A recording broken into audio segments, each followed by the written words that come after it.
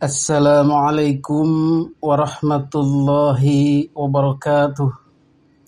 Alhamdulillahilladzi an'ama alaina bi ni'matil iman wal islam. Wassalatu wassalamu ala sayyidina Muhammadin khairil anam. Amma ba'du. Hadirin para netizen yang dimuliakan Allah Subhanahu wa taala. Pada kesempatan video kali ini kita akan membahas tentang serangan kembali kepada Kiai Haji Imaduddin pasca dalam tanda kutip bantahan beliau terhadap Said Ahmad Al-Maliki. Jadi tempo hari orang-orang pro Ba'alwi, para mukibin dalam tanda kutip bergembira ria ketika keluarga besar Said Ahmad Al-Maliki mendukung Ba'alwi. Dan wasiat Abuya Said Muhammad bin Alwi Al-Maliki.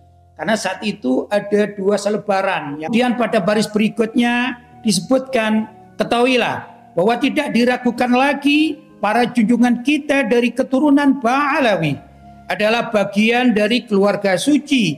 Nasab mereka telah sahih, berita tentang mereka telah terbukti, dan riwayat hidup serta amal-amal soleh mereka telah tersebar ke segala penjuru dunia, sehingga penduduk bumi dan langit pun bersaksi atas kemuliaan mereka.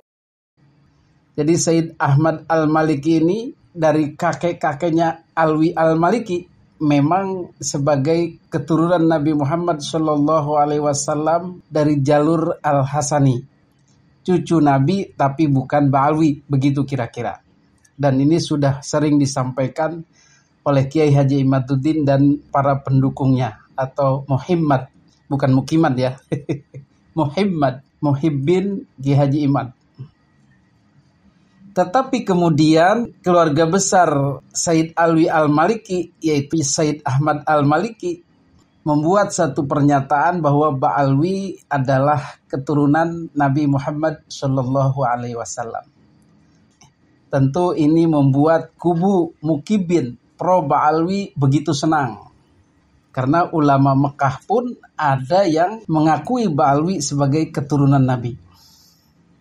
Hadirin yang dimuliakan Allah Subhanahu wa taala, bagaimana Kiai Haji Imaduddin Utsman Al-Bantani merespon ini? Apakah beliau merasa rungkat? Apakah beliau merasa bahwa penemuannya ini sudah bisa dibantah? Apakah beliau taslim?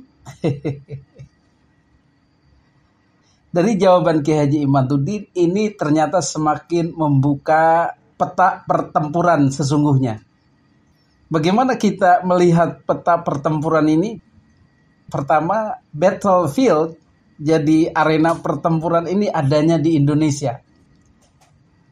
Ini yang perlu diketahui bahwa Kiai Haji Imaduddin berkepentingan meneliti nasab Ba'alwi ini adalah regional Indonesia. Kenapa? Karena ada kepentingannya. Catat, ada kepentingannya, ada urgensinya. Ini yang diungkapkan Kiai Haji Imaduddin. Jadi benar, orang itu tidak perlu kepo nasab orang lain selama tidak ada juntrungannya, tidak ada kepentingannya, tidak ada urgensinya, tidak ada hajatnya. Misal kita meneliti nasabnya Syekh apa di Arab, Raja Yordan, Raja Salman, Raja orang-orang di Timur Tengah sana. Tidak perlu. Tidak ada kepentingannya. Tetapi untuk nasab Ba'alwi, beliau berkepentingan. Pertama, jadi sebenarnya kita ini tidak boleh ya ikut-ikut urusan terhadap nasab-nasab orang, kecuali di sana kita ada kepentingan. Baik kepentingan sebagai individu, kepentingan secara sosial, kepentingan secara keagamaan, kepentingan secara kebangsaan dan kenegaraan. Jadi kalau di sana kita ada kepentingan kita yang terganggu tentang nasab orang atau tentang pengakuan orang tentang nasabnya, maka kita harus memverifikasinya. Seperti contoh dari kepentingan individu itu adalah ada orang yang mengaku sebagai bagian dari anak ayah kita. Maka tentu di situ ada kepentingan kita yang berkait dengan waris mewarisi yang akan berkurang kalau misalnya betul dia sebagai anak ayah kita, maka kita harus memverifikasi dia. Kemudian yang berkaitan dengan sosial. Misalnya di sebuah kampung ada pemilihan kepala desa. Di sana ada seorang tokoh luar biasa di masa lalu yang apabila keturunan daripada orang tersebut itu akan mengikuti pemilihan kepala desa tidak pernah kalah misalnya.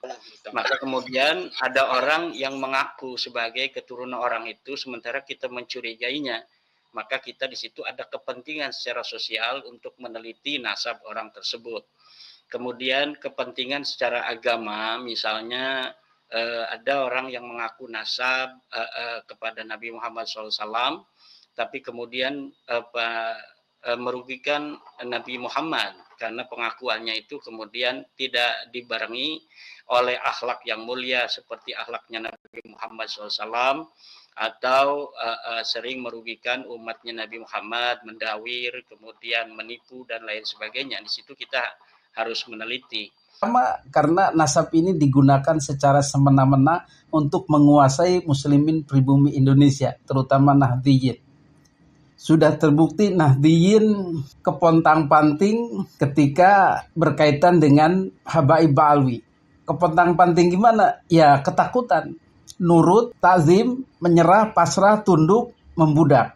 Itu yang jadi kepentingan Kiai Haji Imaduddin Utsman Al-Bantani. Sementara mereka yang punya kedudukan itu mentang-mentang, jumawa, merasa bangga, merasa menguasai, merasa semau gue, tidak ada yang melarang, tidak ada yang mengkritik, tidak ada yang membantah, dan tidak ada yang berani. Inilah keadaan kita di Indonesia ini. Maka beliau berkepentingan. Bukan iri bos, bukan suudzon, bukan benci, tapi memang mau memperbaiki keadaan ini supaya pulih, supaya seperti semula orang beragama ya seperti biasa, tidak ada kasta-kasta, tidak ada penguasaan orang atas orang. Ini yang menjadi concern Kiai Haji Imaduddin Utsman Al-Bantani. Dan beliau menyarankan agar orang-orang luar itu ya jangan ikut-ikutan lah tempur ke Indonesia. Kalau ikut-ikutan ya mohon maaf kena gibas, kena libas, kena bantah. Saya sebenarnya sangat menyayangkan beliau masuk di dalam kancah diskursus nasab yang terjadi di Indonesia ini, karena itu akan memaksa saya itu untuk juga memberikan tanggapan terhadap pernyataan beliau. Sebenarnya saya menyayangkan murid-murid beliau yang ada di Indonesia ini membawa-bawa beliau dalam diskursus nasab yang ada di Indonesia ini, karena ini akan merugikan beliau. Tahan. Ketika dibantah sakit hati. Ketika dibantah ulama dunia dibantah oleh Kiai Haji Imaduddin. Ketika dibantah ulama terpercaya, ulama masyhur Timur Tengah dibantah oleh Kiai Haji Imaduddin. Ya salah dewe ikut-ikutan. Apa kepentingan mereka? Dan ternyata mereka ini sebenarnya nggak mau ikut-ikutan, tetapi diseret-seret oleh Muqibin Ba'alwi untuk dijadikan senjata.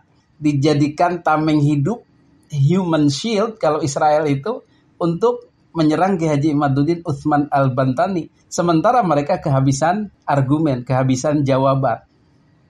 Maka didatangkanlah Syekh Ali Jum'ah, kemudian Mahdi Rojai, kemudian Syekh dari Yaman itu. Dan terakhir kemudian didatangkan Syekh Said Ahmad bin Alwi Al-Maliki. Hadirin yang dimuliakan Allah Subhanahu wa Ta'ala, ini tentu saja pancingan. Bagaimana ketika Kiai Haji Imaduddin Utsman Al-Bantani membantah Sayyid Ahmad Al-Maliki, maka akan di-framing, wah ini berani kepada Syekh Arab.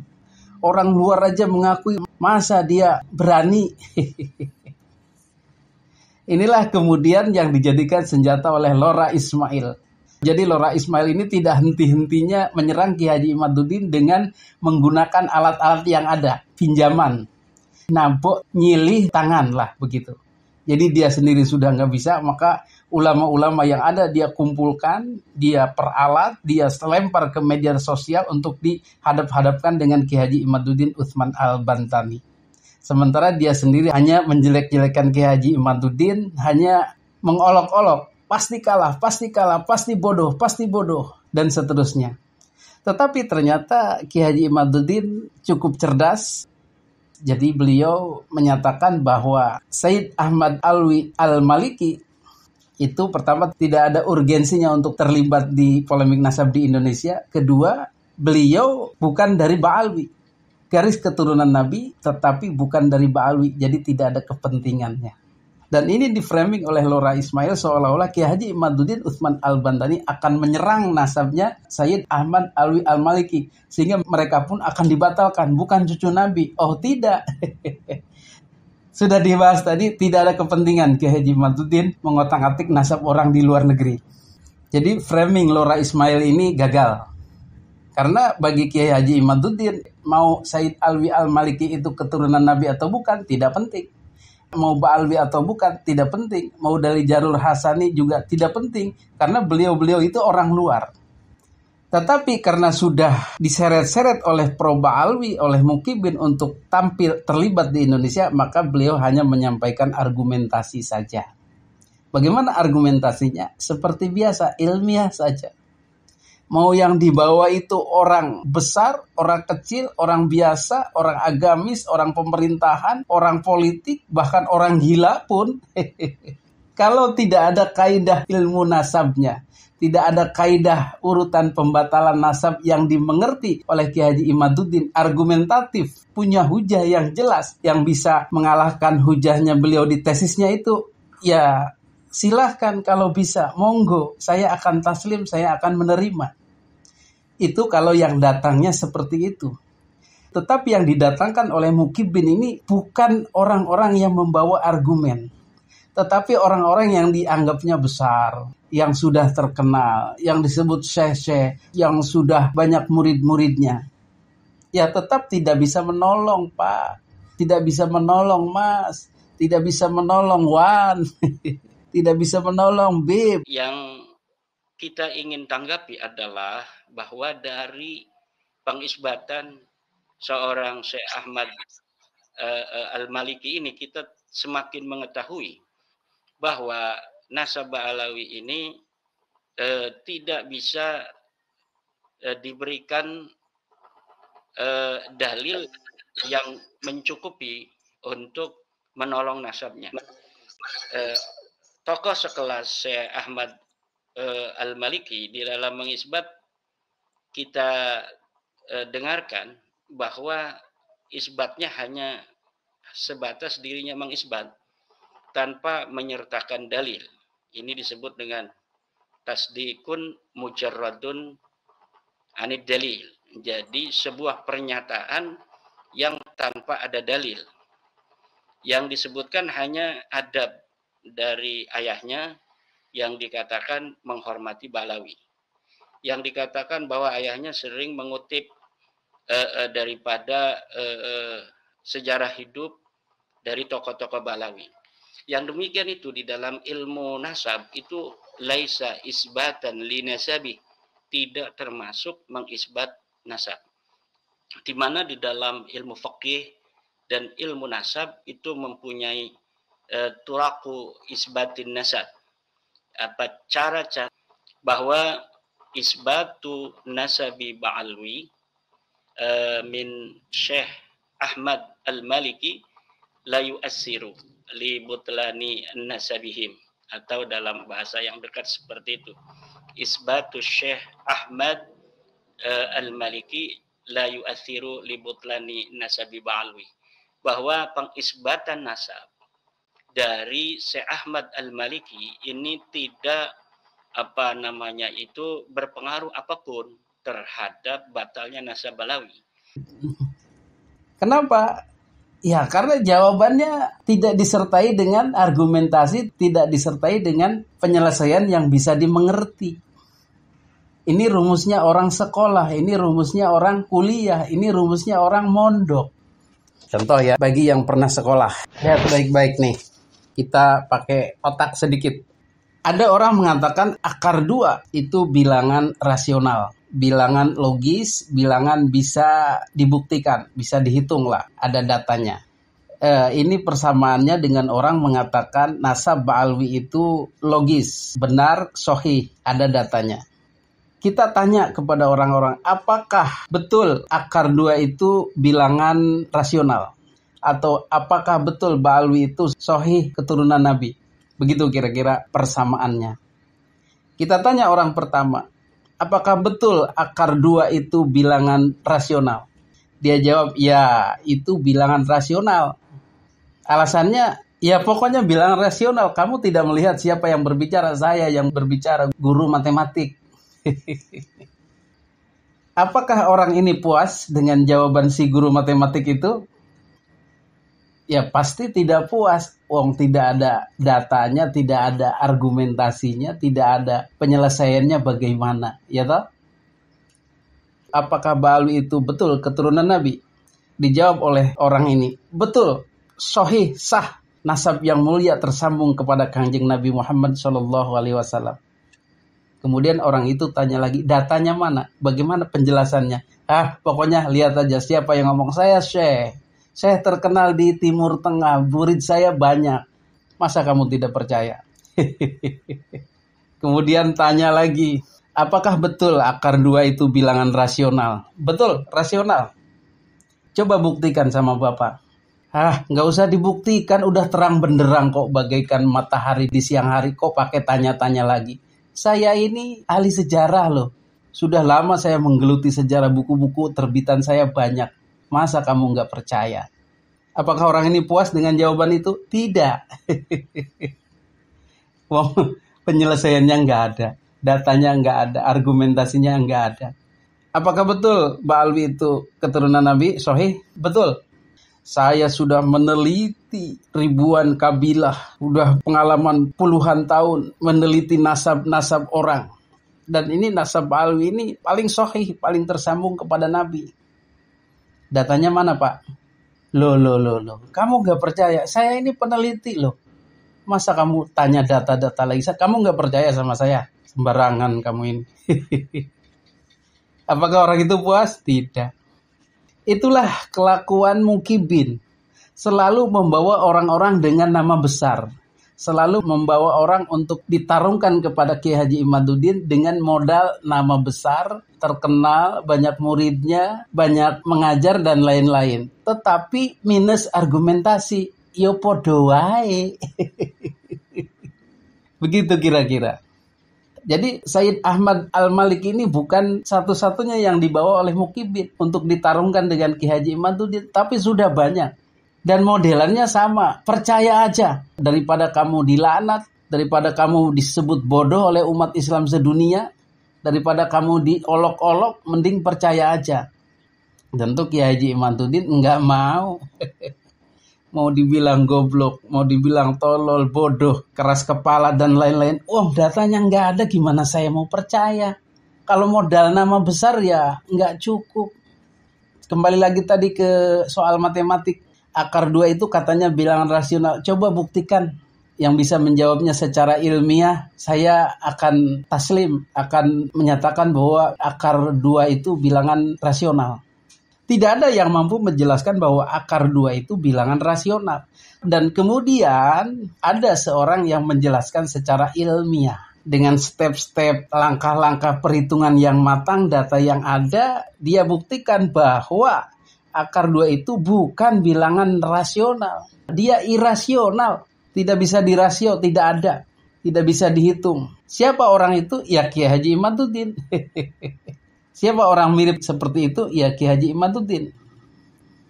Baik, apa yang diinginkan Kiai Haji Imad itu seperti ini dalam matematik. Buktikan akar 2 itu bilangan rasional atau irasional. Maka diteliti. Ini jawaban anak sekolahan ya. Dengan metode kontradiksi, andaikan akar 2 merupakan bilangan rasional. Misalkan akar 2 sama dengan P per Q.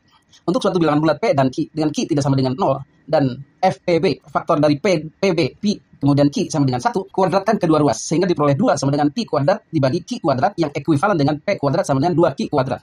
Karena Q kuadrat bilangan bulat disimpulkan 2P kuadrat bilangan genap yang berakibat P juga genap. Misalkan P sama dengan 2M untuk suatu bilangan bulat M. Substitusi pada persamaan P kuadrat sama dengan 2Q kuadrat sehingga diperoleh 2M kuadrat sama dengan 2Q kuadrat. 4M kuadrat sama dengan 2Q kuadrat. Q kuadrat sama dengan 2M kuadrat. Karena M kuadrat bilangan bulat disimpulkan bahwa Q kuadrat bilangan genap yang berakibat Q juga genap. Diperoleh P dan Q bilangan genap sehingga FPB PQ tidak lebih besar sama dengan 2. Kontradiksi dengan FPB PQ sama dengan 1. Dengan demikian pengandaian salah. Jadi terbukti bahwa akar 2 merupakan bilangan irasional. Begitu.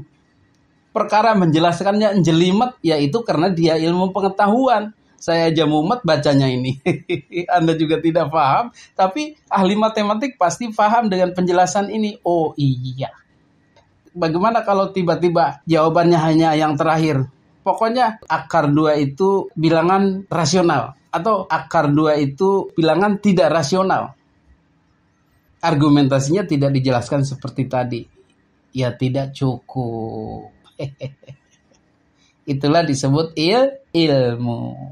Jadi bagaimana umpan daripada Mukibin menggunakan Said Ahmad Al-Maliki ini untuk merungkatkan Ki Haji Imaduddin? Ya tidak ngaruh.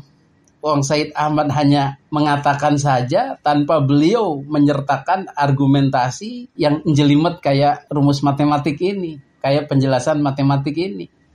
Tidak bisa. Tetap tidak ada data yang sahih, argumentasi yang kuat untuk meruntuhkan tesis Ki Haji Imaduddin atau penemuan Ki Haji Imaduddin bahwa akar 2 merupakan bilangan irasional.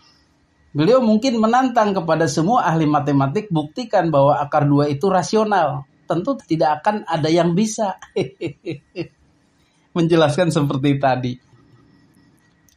Hadirin yang dimuliakan Allah Subhanahu wa taala, itulah indahnya dunia argumentasi, dunia ilmiah. Jadi sekarang ini orang kemudian berlomba-lomba untuk membesar-besarkan titel, membesar-besarkan kedudukan, membesar-besarkan keterkenalan, nama besar. Tetapi menyembunyikan argumentasi, tidak mau berargumentasi. Dan para mukibin atau orang-orang awam dipaksa untuk menggunakan nama besar itu ketimbang argumentasi. Kalau orang besar sudah mengatakan A, walaupun tidak rasional, harus kita ikuti. Kalau orang terkenal sudah mengatakan A, walaupun tidak masuk akal, harus kita ikuti. Kalau orang terkenal, orang yang banyak dipuja, yang banyak pendukungnya, banyak muridnya, banyak pengaruhnya, kemudian bilang A, apakah kita serta-merta harus percaya?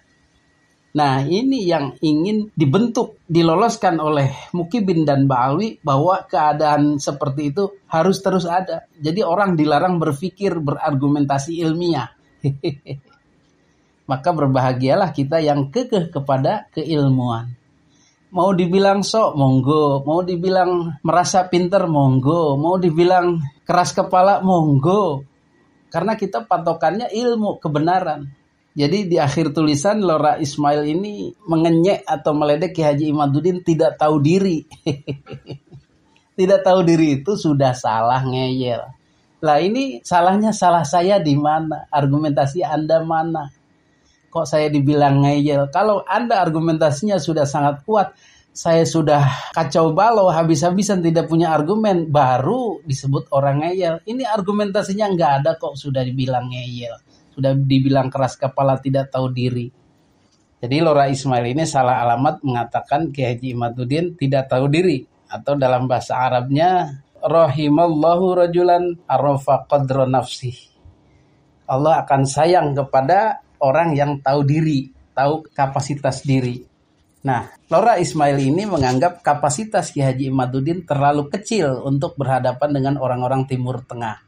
Orang-orang syekh-syekh Timur Tengah. Oh, tidak. Orang kita juga banyak yang pintar. Betul? Banyak yang disegani di Timur Tengah. Dan kita tidak perlu merasa berkecil hati, merasa bodoh dengan label syekh, dengan label jubah, dengan label kefasihan lidah orang Timur Tengah. Orang kita juga banyak yang pintar. Betul? Demikian, mudah-mudahan jadi pencerahan, jadi hiburan bahkan bagi kita semua. Bagaimana Mukibin ini tidak kehabisan akal untuk menyerang. Walaupun ya senjatanya apa adanya dan pinjaman pakai senjata orang. Tentu tidak efektif. Hadanallahu iyyakum ajmain. Wassalamualaikum warahmatullahi wabarakatuh.